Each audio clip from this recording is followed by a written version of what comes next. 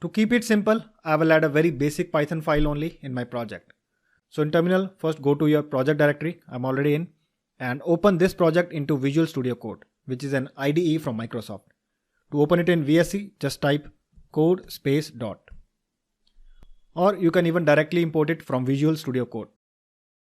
And in case if you don't have Visual Studio Code installed, you can install it by running this command.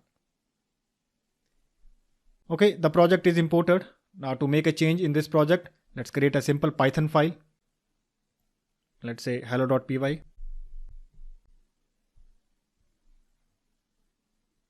And write a print statement.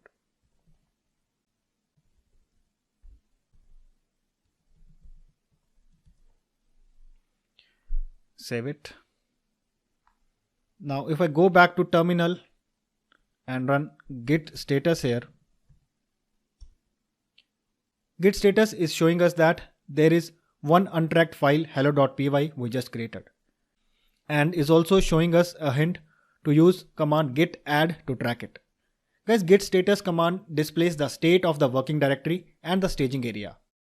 It shows us the changes that aren't being tracked by Git. Let's now add this file to staging area. Git add and then the file name hello.py. Running git add command adds a change in the working directory to the staging area. It tells Git that you want to include updates to a particular file in the next commit. Now let's again check git status one more time. There is nothing left to be staged. Hello.py in green means it is staged and pending to be committed. Tracking a new file doesn't really affect the repository in any significant way. It's just kept for reference purposes, and the changes you made are not actually recorded until you commit it. So for changes to reflect in the project, we need to run the git commit command. Type git commit and then pass any commit message.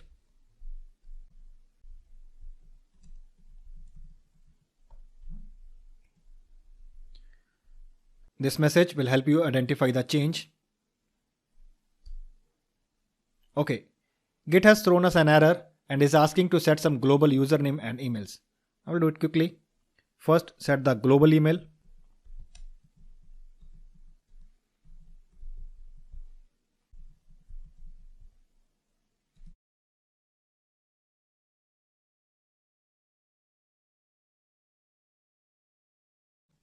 And set the name.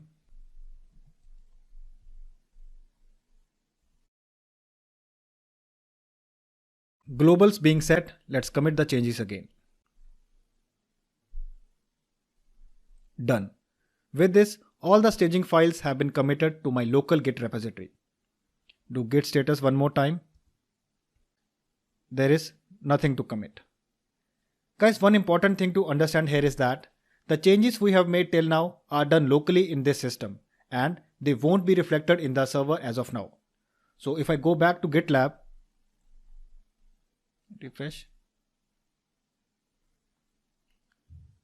and go to this branches section, see, on GitLab server we still have only one, the master branch. Dev1 branch is still unknown to it.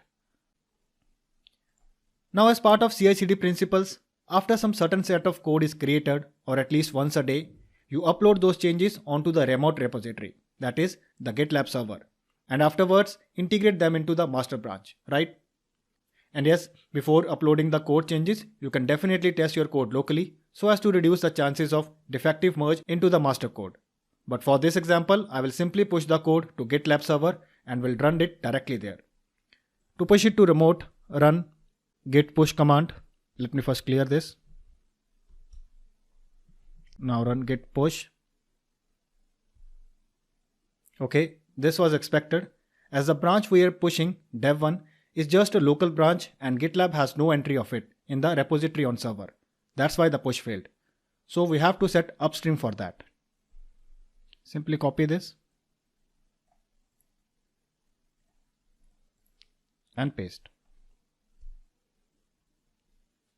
I need to provide my GitLab username and password to authenticate myself and then push the change.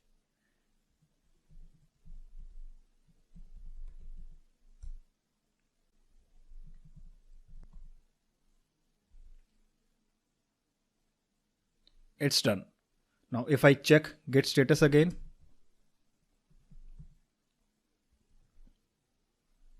excellent. Your branch is up to date. If I go back to UI and refresh,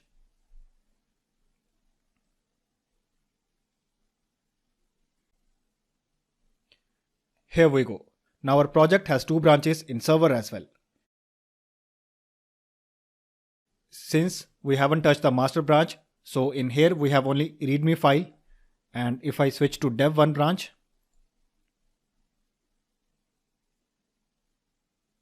in dev1 there are 2 files, the readme and hello.py. Great. Now the next step would be to merge these branches so as to integrate the code. A quick note. Guys, ideally you should not be merging the feature code into master branch without testing. You should test it first with some test scripts in your pipeline and then only raise a merge request.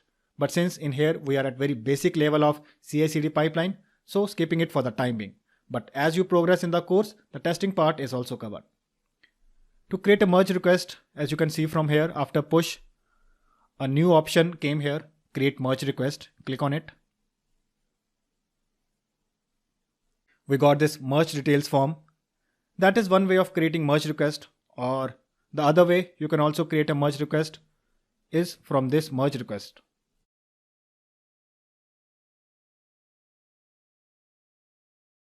That former merge request option is only for the change that we made, but this is a generic option from where you can generate merge request for other projects as well.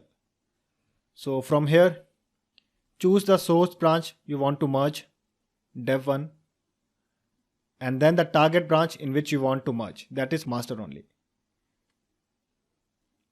And click compare branches and continue. Here you will get the same form we already saw. Let's keep this title as is and the description be added hello.py. I'll keep the remaining options untouched. And last, let me uncheck this delete option, which will otherwise delete the source dev1 branch automatically once the merge is approved. I want dev1 branch still be there after the merge, so uncheck this.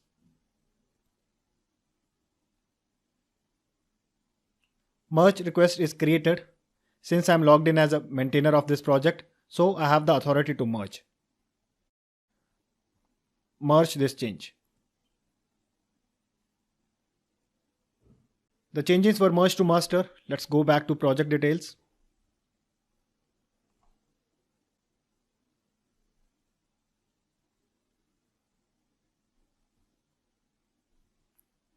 Great. Hello.py is there in master branch and the master branch is up to date. So you see, this is the first CI/CD principle we have followed. That is, keep a shared code repository and regularly integrate the changes into that repository. Thank you.